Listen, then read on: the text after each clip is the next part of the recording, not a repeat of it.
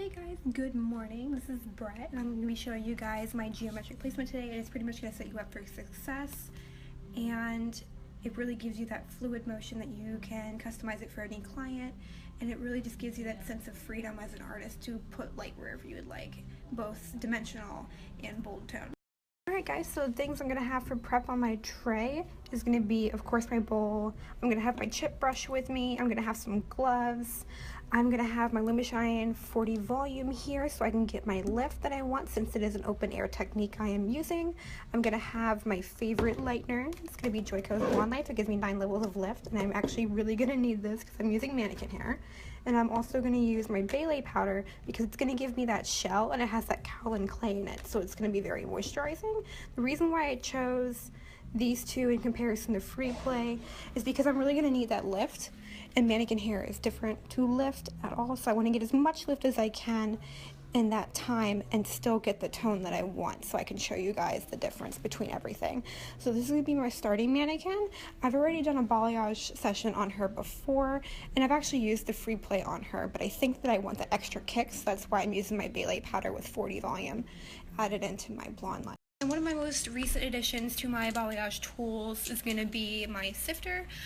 Before you guys judge, I actually really love using this, and it's actually more of a recent find that I have found myself because it breaks up the big pieces in, such as my Balayage powder or any kind of lightener, so that way I'm not fighting to break up any big pieces, leaving any kind of dry pockets in my product, anything, and it just actually makes mixing a lot smoother. Alright, so right here I have about a half scoop of Blonde Life, and I have my sifter on top of my bowl. So I'm just going to put that there, and since I'm working with one hand, it's not going to work as well, and the effect is different. But check that out, guys. That is like perfect powdered sugar. And right here I have about a little less than a half scoop of my Balayage powder. But from here, I'm going to pretty much do the same thing. As you guys can see, it's already at that perfect just powder sugar consistency. I can easily just put my lightener in here and not have to worry about a dry pocket as much. So now I'm going to take my Lumishine 40 volume developer, and then I'm going to pour, and then I'm going to mix to the consistency of yogurt. And I fold when I'm mixing, so that way it's not creating a whip texture, so that way it's not too airy for me, and I still have the right kind of density to what I can work with very well with my section. So another prep tool that I actually like to use, it's going to be the Liquid Protein Chemical Perfector by K-Pack. So it's going to equalize my porosity, and it's going to just prep my hair and give it that source of protection that it needs throughout any kind of chemical process. And then find out where your client parts their hair, and then we go from there. So I've decided for my guest today that she kind of just puts her hair wherever she wants to go. She'll part it to the right on occasion, but otherwise she doesn't really have a part. Alright, so to start, I'm going to put one triangular section here, one triangular section here, triangle, and triangle. And then once you get your top section done and your square combined into your 4 triangles, I'm going to take the second sections and start slicing into larger triangles. And so your 2 sections should look like this, and pretty much what this does, it connects this corner of this triangle and it goes down to about right in front of the ear. So once you have all of this put up, what I'm going to do, I'm going to create an inverted triangle right behind our triangle here at the very top of the head, the crown. And there's my inverted triangle. Alright, and since that section is completed, this now gives me a straight across space from the top of the ear to the tip, and now I can create 2 more triangles here. So this is going to be my entire sectioning for my entire placement. Down here, what I'm going to do where this burst meets, I'm going to create my first triangular section here, and I'm going to create a triangular section here. This is going to stay in my horizontals, but it's good. What I'm going to do it in a 2-point. I will show you guys when I put it on. Alright, and here are my first 2 sections. I'm only surface painting, so I am not going through and saturating. So from here, where they meet here at this little starburst, I'm going to call it, we're going to take these 2 sections down. Sorry, kind of doing this with one hand. And then from here, I'm going to hold it out at 90 degrees. Then what I'm going to do, I'm going to do a W. So paint here at the tip and here. Alrighty, so now I have my 3-point sections done, and now what I'm going to do to connect everything back here, I'm going to release my third triangle, and this is going to give me that interconnection here. And then from here, in this section in particular, I'm going to do my 2-point. Alright, so here's my 3-point, here is my 2-point. What I'm going to do from here, I'm going to take from my sides,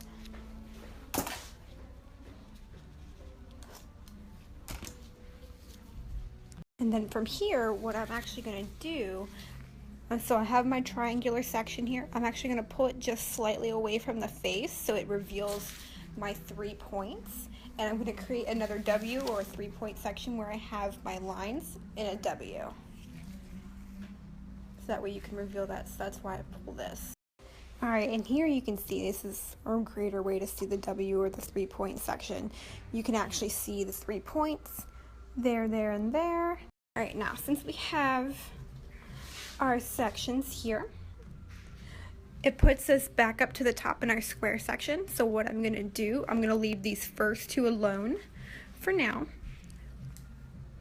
And I'm going to take these 2 off so that way it reveals those 2 original triangles.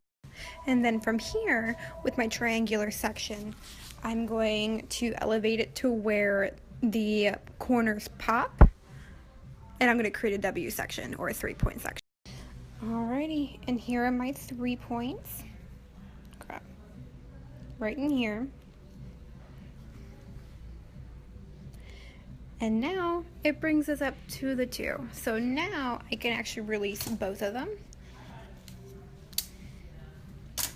And I'll do each individually, each section, but I am going to keep it in with my 3-point stuff.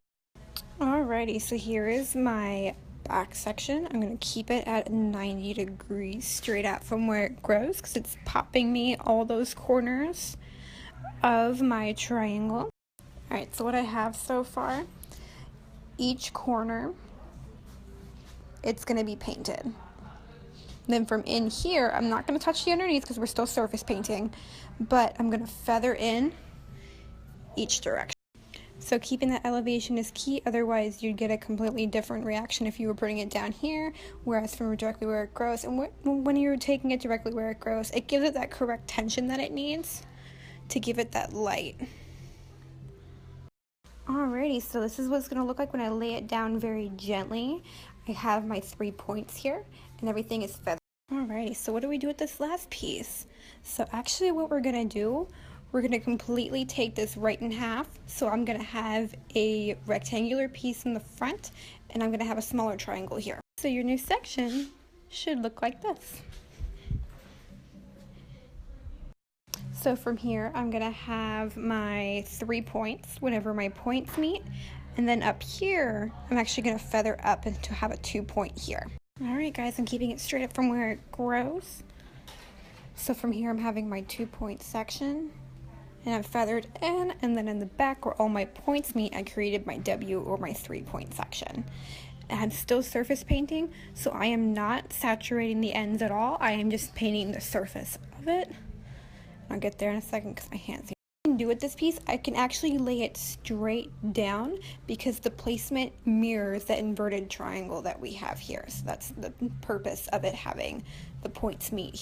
So this final section, it's actually a very fun section because what you can do if you really wanted to, firstly you could foil around the hairline, give it actual highlights if you wanted to. Otherwise, I'm going to create my 2-point and then go back and forth with the little V's on the side. We're going to do a surprise toner afterwards once she's done processing, especially the top. I'm really hoping to get her at a level 9, which I can see some pieces are already getting there, but you never want to wash out too early. If anything, if it does dry, what you can do, you can kind of run your fingers through it to kind of break it apart a little bit, and then if anything, you can always reapply right over it, so that way you're not having to shampoo, bring back again, and then having to resection your piece, even though this is a quicker sectioning strategy, in my opinion, which always sets me up for success. And usually this will typically take me about 15 minutes to apply, and then I'll just wait until desired tone is reached. Alright Alright guys, so I brought my client here outside and it's been processing for about an hour. So I'm going to go ahead and rinse. Brought it up to about a lovely level 8. Woo! I'm excited. It's going to be surprised what it's home with, guys, so I'll give you the after picture with it styled and everything. Alrighty guys, so this is going to be my end result.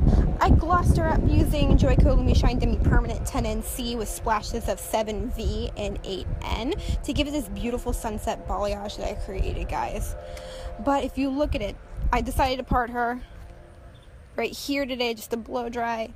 But you can see all of those tones, and this is why I am so obsessed with this placement, guys. I use it on almost anybody, and if someone does use a placement, for example, it is very easy to move your triangles around. So if she did part her hair here all the time, you would create your triangles in that sense as well. But no, I'm obsessed with this placement. I really hope you guys found this educational. I hope you guys use it. Just tag me if you guys do use it as well. I really want to see you guys' end results.